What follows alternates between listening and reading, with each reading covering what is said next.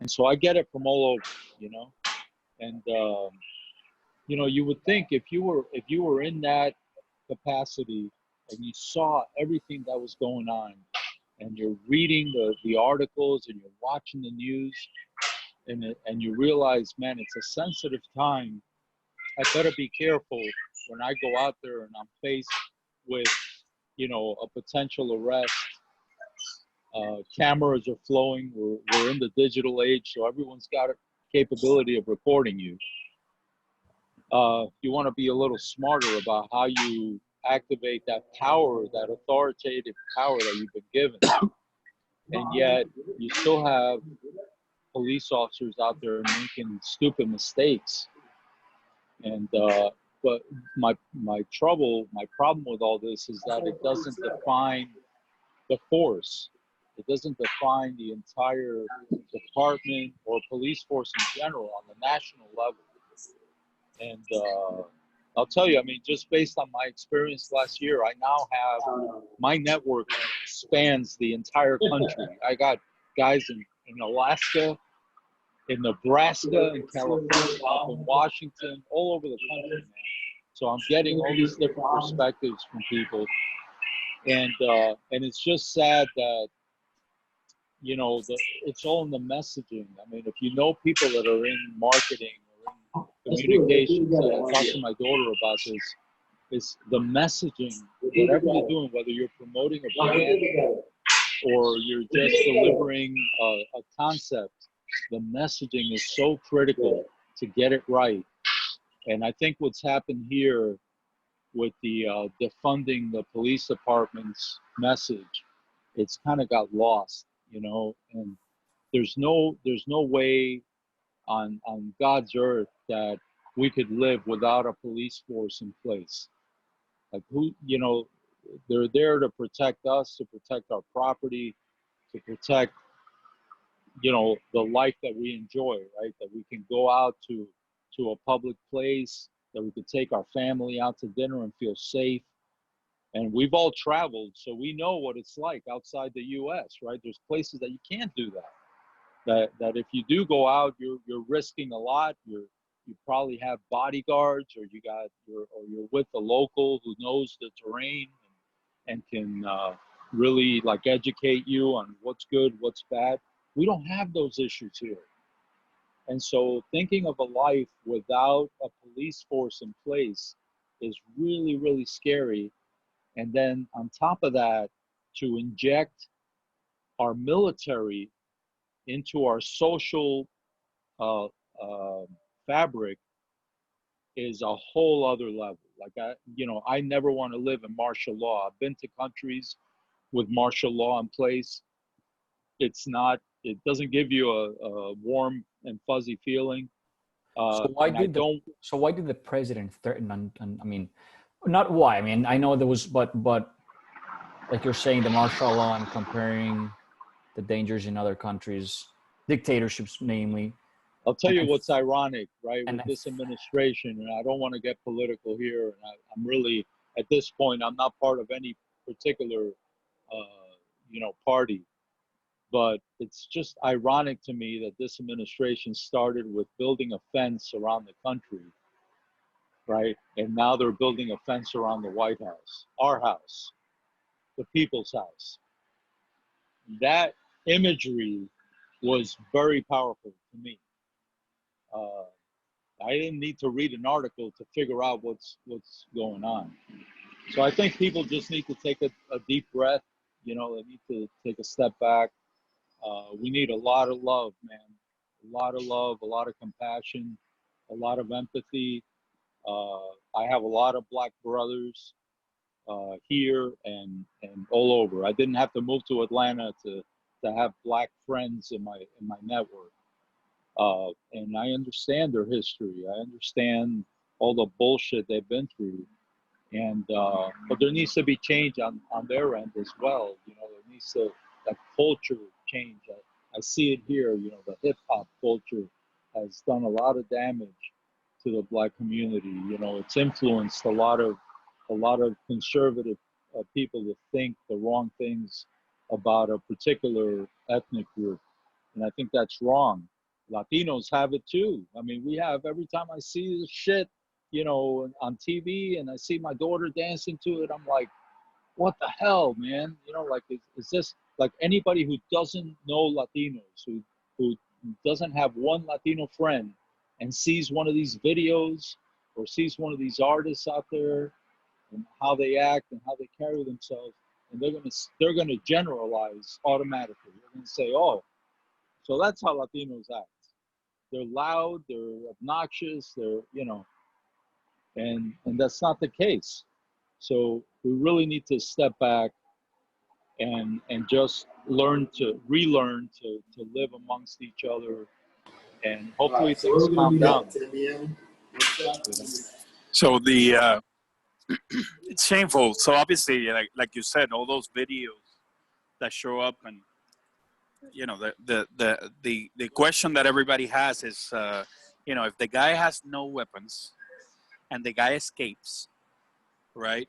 Could the guy said, you know what, just say, shit, let him run, and I'll call backup, you know, and somebody will pick him up and arrest him, no? But the guy just stupid move because he felt threatened, or he got pissed.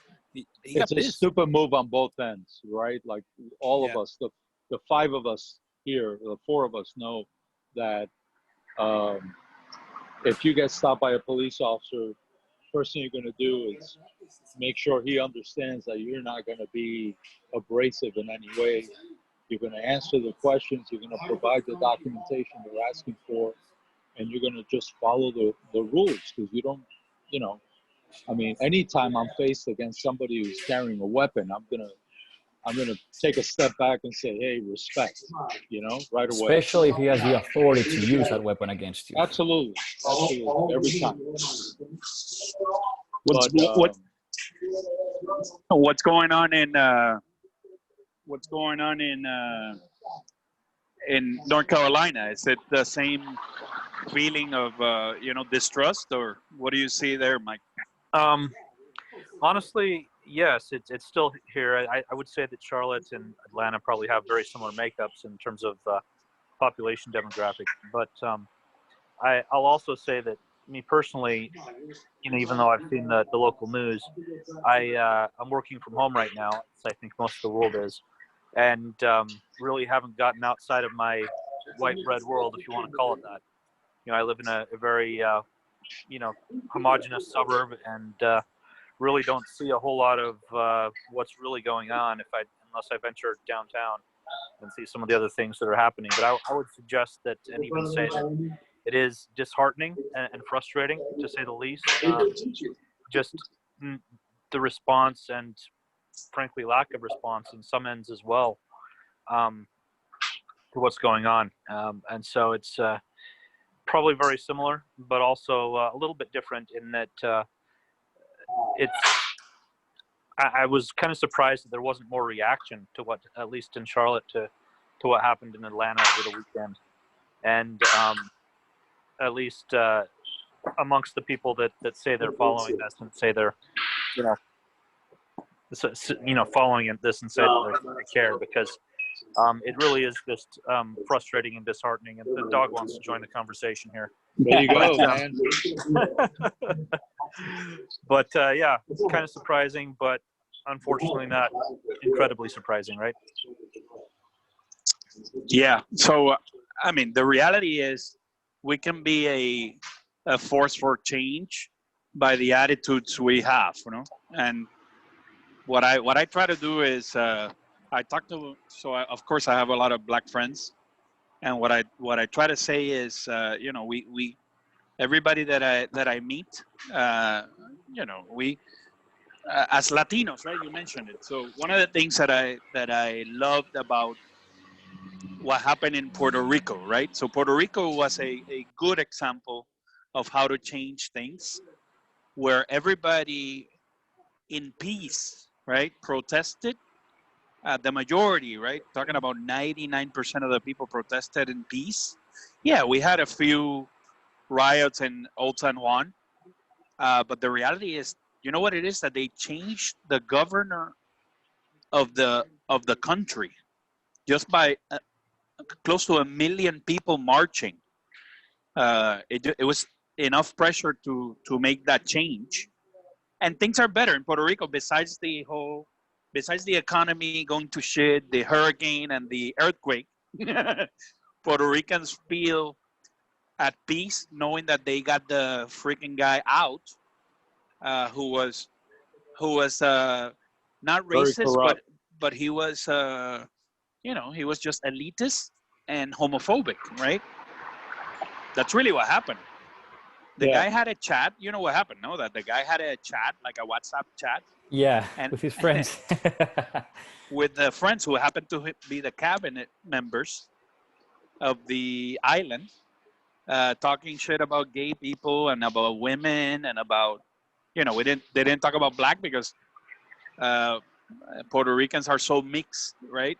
But still, Right. Well, uh, in Latin America, as there's no racism. There's classism, right? Yes. So you have blacks and you got Asians. You got a whole mix of different ethnic groups, but everybody falls into a certain class. And the beautiful thing about the U.S.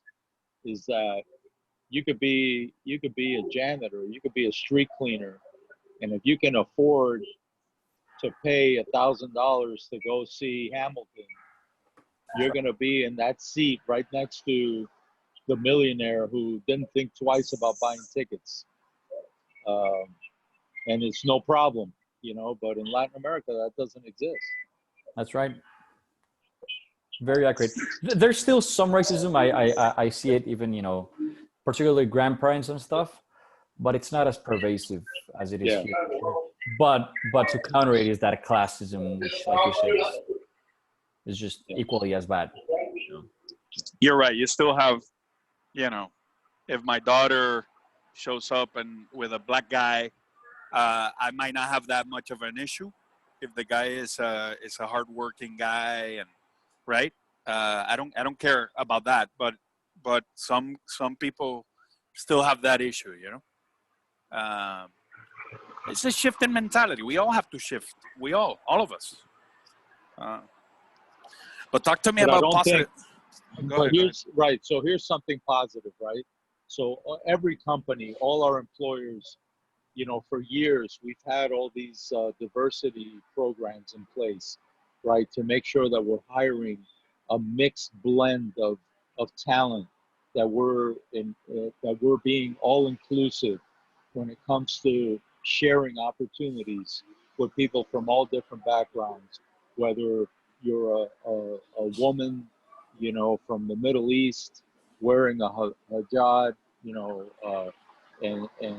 or you're a black guy who grew up in Liberty City in Florida, and somehow you made it out of the hood and you got educated and now you're pursuing a professional career, whatever it is. I grew up with friends up in Jersey, man, that were, they didn't have a chance. They never had a chance, and some made it out, some didn't. But to me, the perfect picture of being inclusive and being open-minded is to not have a need for all these diversity programs in companies and in schools and all that. It started with affirmative action years ago, where schools had to admit a certain percentage. They had to fill a quota. And anytime that you're doing something like that, where you're forcing, I just, I think you're trying to bend the rules to allow a smaller segment of society to have a piece of an opportunity. And I think the perfect picture is when you don't have a need for those programs, when everyone is acting, like Matt said, with full understanding of who you're dealing with, and accept people, from your heart, not from, trying to see where they're from, or where they came from, what they're made of, and all that stuff. And just accepting them as human beings. Will we see that in my lifetime? I don't know. I think my daughter's generation definitely gets it. Um, she'll be 21 in March, and you see them interact amongst each other, and it's a colorblind social existence. You know, nobody really cares who you are or where you're from or what music you like or whatever. It's just that human interaction, right? Of having differences and all that, and making it uh, uh, engaging. I mean, making it an attractive, educating way of living, where you get different points of views and observations from people. So it takes leadership as well. So I think if the person on the top, and you know, if we have the opportunity, right? So I am a promoter of diversity, right? So since the very beginning, when I came to Miami and I realized that that blacks were sitting in one corner of UM and I was sitting in the other corner, and I joined the black people to hang out, and people were looking at me like, "What the fuck are you doing?" Um, and then I said, "You know what? That's stupid, right?" And then I started recruiting people in AKSI based on diversity. And when that happened, so then when I joined AKSI and the UM, they were all Cuban Americans. And then when I had the opportunity to lead, I said, you know what? I'm going to start hiring for diversity in my fraternity. And I started reaching out to black people, reaching out to Jews, reaching out to you know, anybody that basically joined my quest to have a diverse environment and an experiment, right? That was really an experiment of what we all can accomplish. So it started there, and now I live my life that way, right? I give opportunities to people, whoever. I give opportunities to women. Most of the people that I hired uh, had been women, and these women took over my jobs at places when I left. And that was a beautiful thing. Just knowing the fact that I was able to contribute to that woman's career, and to the point of her getting promoted and running the show, it's a beautiful thing. Uh, Karen Newble, which you guys will meet. So Karen used to be my analyst at Bladex, a bank in Panama, and she's now the head of emerging market credit for Bank of New York. She is a woman, she is Latina, and she is black. So Wow.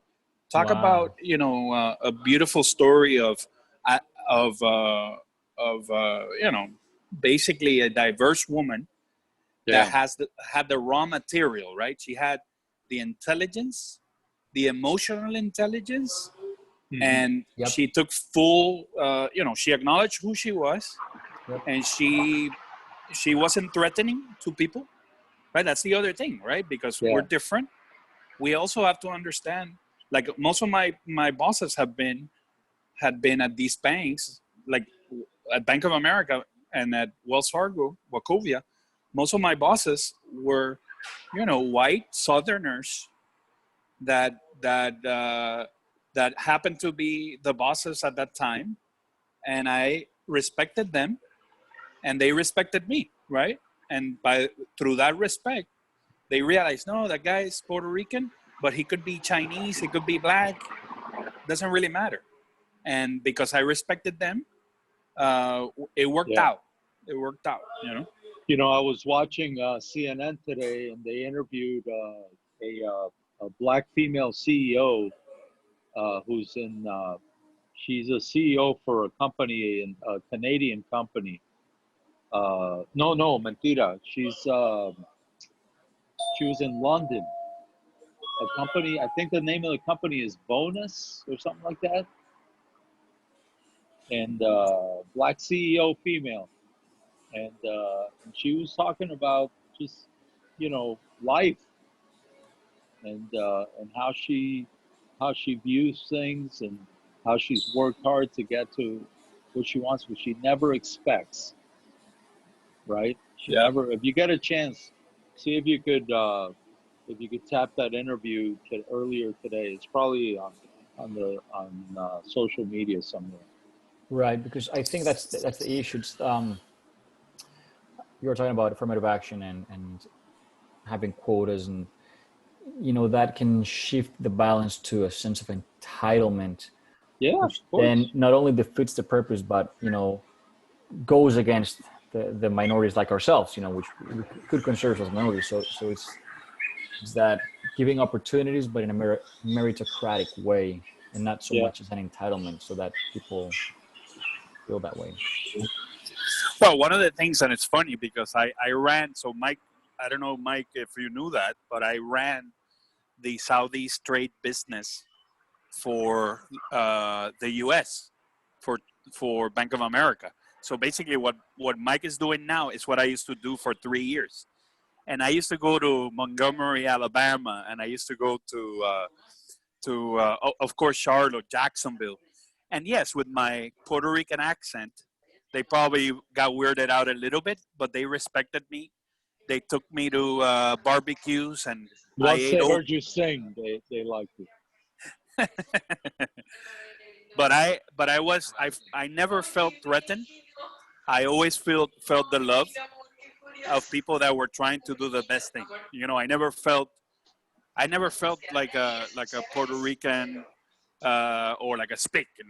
Yeah. I always felt that these people, they probably didn't understand me a little bit, but they respected me, and I worked just as hard with the Southeast market as I did for Latin America, and that, gave me a newfound respect for people in the Southeast.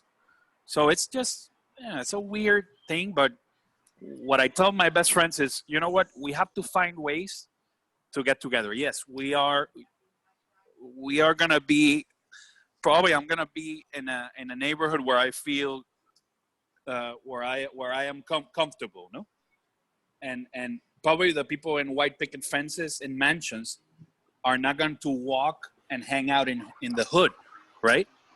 But we have to find places to get together, right? Like schools. We have to find together in clubs. We get together at work, and that's how we make it work.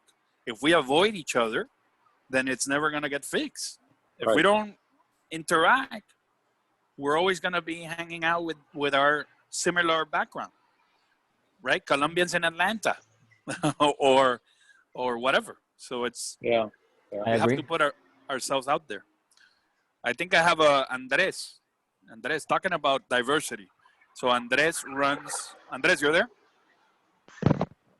Yes, I'm here. Hi, how are you? A thing. Coño. Hi, how are you? What's going on? ¿Qué dice Colombia? No, aquí estamos confinados. Aquí no, Todavía. sí, aquí no salimos ni acá, por ejemplo, en Bogotá, según el número de cédula, puedes salir a comprar al supermercado o a la entidad bancaria. Pero si tu número de cédula, solo, por ejemplo, yo soy número de cédula par, solo puedo ir a hacer esas diligencias los días pares. Entonces, aquí estábamos confinados. Oye, doctor, acá. ¿tú le das a él una soda? Andrés, por tu acento, de Valledupar o de Leticia, más o Give me menos. one second. ¿Yo? Sí.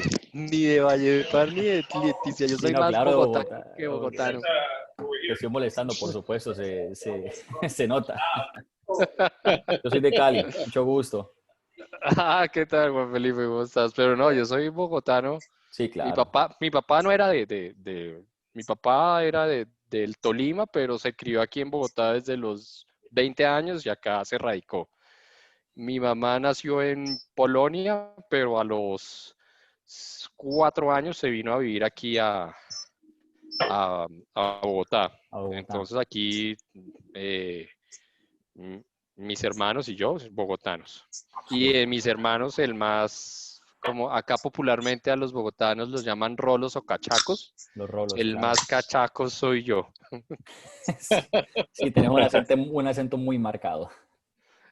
Óyeme, pues Andrés, te presento, hacía ya un buen tiempo que tenía ganas de conectarte en este grupo. Ah, hoy lo que estás viendo ahora es una fracción, un poquito nada más de lo que mi hermano Hernán, que está ahí en la línea, ha construido. Sí.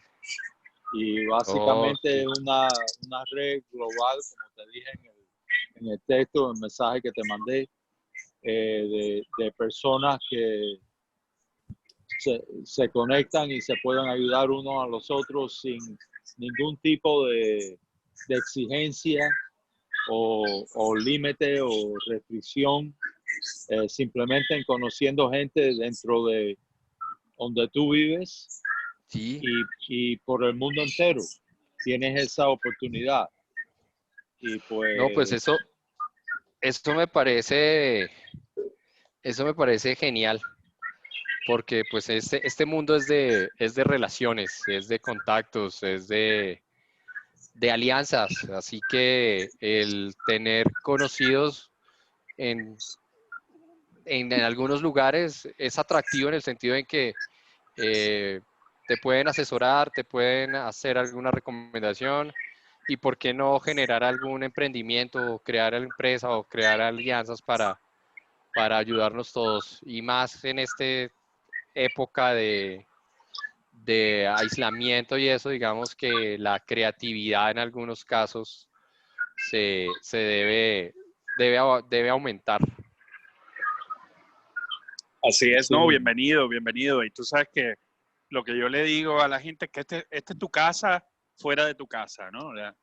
Aquí nosotros estamos, los que queremos estar, estamos, y el propósito es ayudarnos a progresar en nuestra carrera.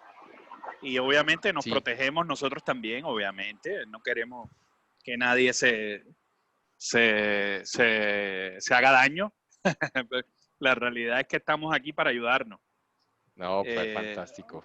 de hecho, hablando de ayudarnos, so we go back to English because Mike is there. So one of the Where's things Mike? is Where'd he go? Where'd Mike go? I Mike is don't see him. probably walking the dog somewhere. No, I'm here. I just had to change location because my phone was about to die. I've been listening to you though. So Mike is in Charlotte, or near Charlotte. Sí, estoy un poquito al norte en Huntersville. Ok. ¿Por qué no hablas un poco, Mike? Why don't you talk about the project that you and your wife have? Ah, bueno, por supuesto, en español o inglés. Español, why not? Ok, Así practicas español. muy bien, pues lo hacemos entonces. De todas formas, mi esposa y yo estamos montando un proyecto, lo que se llama el intercambio de idiomas entre familias. Y Ok. pues estamos usando es un sueño que hemos tenido. Bueno, me puedo defender bastante bien en español, pero mi esposa le ha costado un poquito y los últimos 2 años ha aprendido bastante español, pero estamos enseñando español a nuestros hijos. Y durante Muy ese bien. proyecto nos hemos arrodillado con gente de hispanohablante y también estamos enseñando a nuestros hijos por enseñarles español. Aunque mi esposa no habla perfecto, pues lo está enseñando frases y en la vida normal está empleando frases y cosas que se puede decir para explicar cosas a los niños. Y entonces, en ese proyecto hemos dado cuenta que es muy importante usar la idioma y estamos formando un intercambio de idiomas entre familias y hemos encontrado varias familias que quieren aprender español y también los que quieren aprender inglés. Y estamos haciendo parejas de familias y ahora mismo llevamos 40 familias que están juntándose cada semana Wow. por 1 hora y les damos materiales para el intercambio como un plan de estudios y también una comunidad para expresarse. Tienen insignias que pueden ganar, tienen varias cosas en la comunidad de Facebook, pueden poner fotos y videos de lo que están haciendo. Es una comunidad muy dinámica y muy divertida. Pero ya estamos lanzando el segundo piloto de piloto, ya tenemos 60 familias más. Entonces Sí. son casi 100 familias que están juntándose cada semana para practicar idiomas. Y estamos construyendo puentes entre culturas. Como antes estuvimos hablando del racismo y de las cosas feas del mundo, pues es una opción, para construir puentes entre las culturas y ayudarse a todos a aprender idiomas. Entonces, Mike, ¿y es solo español o tienes otro idioma? Me robaste la español e pregunta. inglés. Sí. Español e inglés. Hay que poner brasileros ahí para que practiquen portugués. Sí, Oi, de eu hecho, quero aprender português. Eu não falo mais. Você fala? Não me pode ensinar? No, Eu manejava, eu tinha no falo portugués. eu tinha uma Consíguete namorada novia. brasileira. Consíguete novia, así mismo. y Oye, ¿tú sabes? de hecho, aquí en Colombia, acá hay muchos BPOs y exigen para algunos equipos que es necesario el portugués. Inglés y portugués están exigiendo mucho en Colombia para los temas de tercerización de call center. Entonces, ¿Y por lo qué? están exigiendo bastante. Por mucho brasilero, o sea, ¿por qué? Aquí en Colombia, Sí, es pues como están tercerizando todo el tema de call center, digamos que la mano de obra en Colombia es un poquito más favorable, creo que que el resto de Latinoamérica. ya. Entonces, aquí ponen toda la central de llamadas de servicio al cliente de empresas Claro, brasileras grandes. claro. Entonces, los chinos tienen que hablar portugués necesario. Entonces, y obviamente otra empresa, ahí España también terceriza su servicio de call center aquí en Colombia. Y en ocasiones, obviamente algunas empresas norteamericanas también tercerizan el servicio acá. Entonces acá hoy día es necesario para ese tipo de ofertas y a nivel de tecnología, que es el área en que yo trabajo, también están buscando personas que sepan hablar en inglés y portugués. Preferiblemente, de hecho en las vacantes que aparecen dice preferiblemente portugués e inglés. Claro, claro, claro. Qué interesante. Tú sabes que yo contrato mucha gente de Colombia y de Venezuela. Y lo hago porque tengo, ¿cómo se llama? El problema con tener gente en Venezuela es que la infraestructura es mala. Tú sabes, se les cae el internet a cada rato. Y entonces eso, si yo tengo un proyecto, la gente no se aparece, pero es porque el internet se le cayó el día entero. Entonces es una Terrible. jodienda. Y obviamente lo que aventaja es que hablan español, pero lo hablan bien. No los pueden poner en Puerto Rico porque nadie los entiende. Ah, no. Menos los No, paisas. Los paisas, tú sabes que el otro día estaba escuchando canciones de reggaetón y los paisas hablan casi como los puertorriqueños. Sí, en veras? estos días vi un video de Manuel Turizo y tendrá 18, 19 años en Spotify y bueno, un playlist un poco de reggaetoneros puertorriqueños, cada uno como que un mensaje y hablamos del Turizo y súper boricua, ¿no? O sea, súper... El slang. Sí, Yeah. y yo como que y este no es tan paisa, pues, o sea, ¿de dónde salió hablando puertorriqueño? No, pero esos no son de Montería, los turistas. Mano, el Turizo, bueno, yo pensé que era de Medellín, él tenía, no sé, yo pensé que era, puedo estar totalmente equivocado, pero le sentía el acento paisa. Sí, By the way, creo so- que De Montería voy no a mirar. sabía, sí, no, No sé. pero bueno, en todo caso, de Montería a Puerto Rico fue como un... Pero oye, comiquísimo. Pero para que tú veas que la música nos une, ¿no? Y eso es algo muy bonito. La música nos une, la música nos We're une. gonna switch back to English real quick because we have Olu. So Olu is I met Olu in Orlando, in the team that we established in Orlando, and she's now a mentor in our program. And she's originally from Nigeria, but she lives in Dallas, and she's been part of our team for a long time. And I see you're driving. Be careful, honey. We don't want you to crash. I needed to go get my wine. Oh, wow. Don't forget your cigar. So I don't smoke on my birthday. So I Oh, needed to happy go get birthday. my wine. Happy birthday. Oh, happy birthday. Happy birthday. That's the reason. Find a good wine. Look, I know a good one. Tell us to us for finding maybe here in Colombia. So how does it feel to be 21 again? I know. You have the same age like me. Great. Good. Hi, birthday. Olu, I have this is Jose. I'm in Atlanta, and I have a lot of very good Nigerian friends here in Atlanta. Oh, that's nice. Yeah. That's good to hear. One How are friend you? in particular, she's the head of HR for one of the big aeronautic companies here in Marietta. Oh, that's good. Happy birthday to you. That's great. Thank you. So Cheers. Cheers. Olu and I have a challenge so we're expanding. One of the 50 countries that we're expanding to is Nigeria. So we started with Wow. expanding in South Africa. We have somebody in South Africa, and now we're Nigeria, Kenya. So we'll see.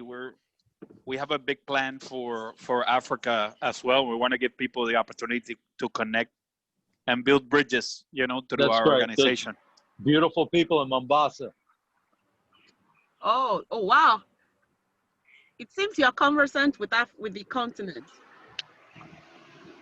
Yeah. So Jose, which studied with me 20 years ago, Jose is in the Navy, and he has a lot of people that report to him in the Navy from numerous places. So that became American and now are serving in the armed forces. Oh, wow.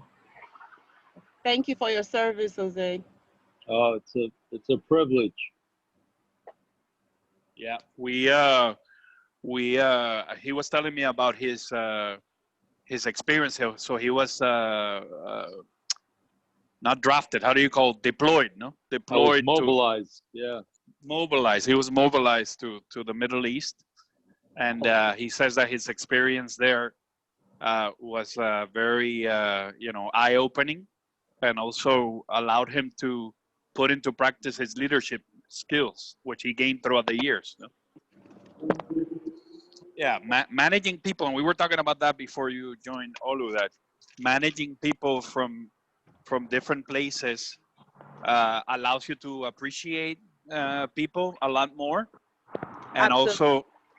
also eliminates the fear. And we were talking about that the only way that we're going to change in this country is for people to come together, sit down, and have conversations, and know that we're not that different, right?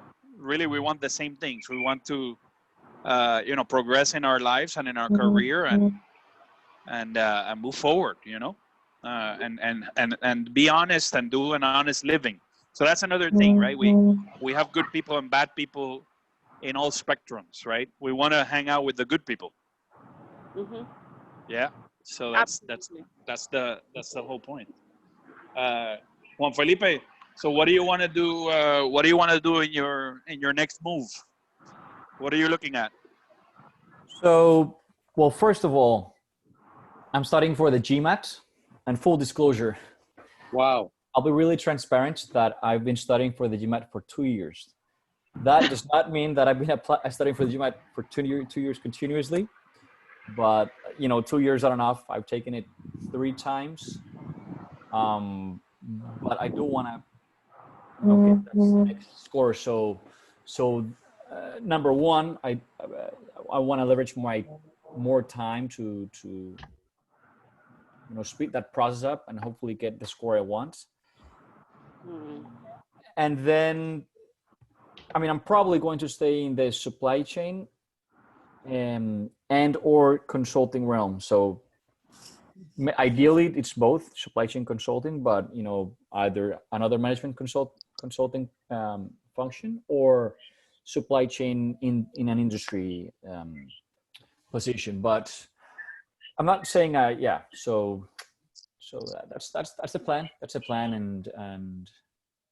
and not going too aggressive these days. Like this week, as I prepare and think things through. Today I flew to Weston. I'm gonna spend Father's Day with the family, and once I get my head straight, the next couple of days, just go full throttle in that direction. Well, remind me to talk to my best friend in the planet. The guy is one of the heads of IT for Ryder, which is the largest company here, and he's helping me a lot with the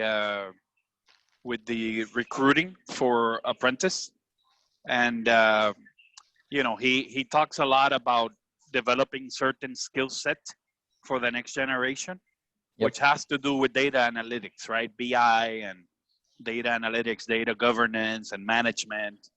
It's a new world that people have to adjust to. Yes. By the way, guys, so we come to the end of our meeting. We have there's another meeting happening that has nothing to do with apprentice. It's a group of dads and people from my community church that are joining. But I want to, before I leave you guys, I want to thank you for joining. We'll do this again next Tuesday, probably with another theme, another city, and I hope to see you guys on Thursday with the Bogota crowd. Andres will feel right at home with his Yes. with his people, and it's gonna be fun. Yeah, and Hernan, you. please come see us in Atlanta. I know you came last time, but like it was in a rush. And Jose, now that you're back, once this pandemic subsides, we can plan on meeting again, grabbing a beer or something. Yeah, absolutely, Hernan man. can join us. You have my number. I'm sure I have yours. Let's get together and pick up where we left off. I'd love to. Yeah. Okay, guys. Well, listen. God bless. We'll talk later. Okay. Thank you. Thank you very much. Bye Thank bye. you all. Meeting See you Mike. soon. Bye bye. you. Bye Bye. bye.